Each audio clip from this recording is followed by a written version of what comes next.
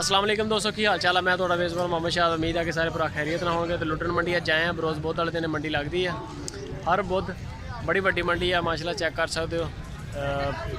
हर पासे यानी कि बड़ा रश है और जिथे स्टैंड है कारों का मोटरसाइकिलों का बहुत बेतहाशा गड्डी गड्डी है।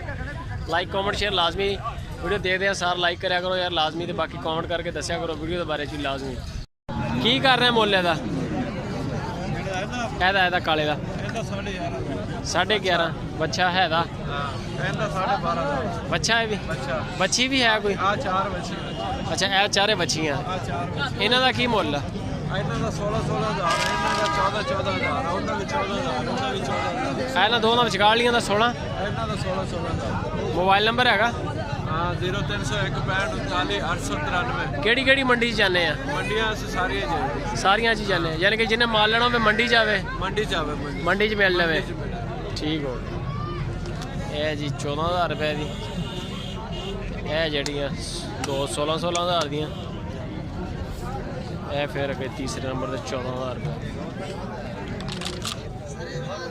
छोटा माल माशाल्लाह जीरो साइज HD माल HD माल दोबारा आ गया जी बुध मंडी ते। कितना रेट है दा?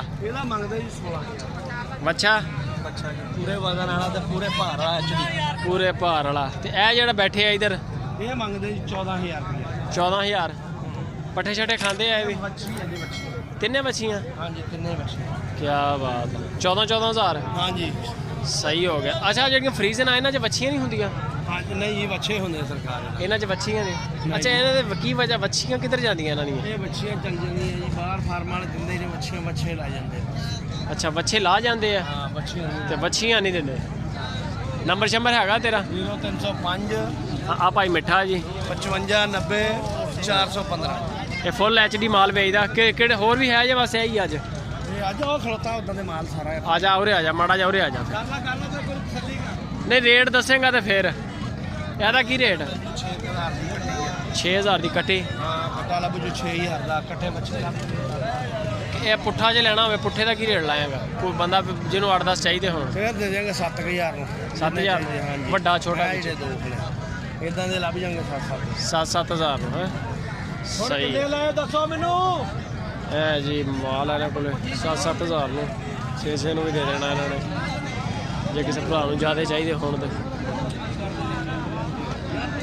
चेक कर सकते फ्रीजन पट्ठे ठूंगते माड़े माड़े बेचारे।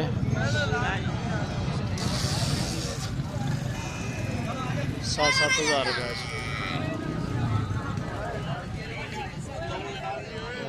पूरी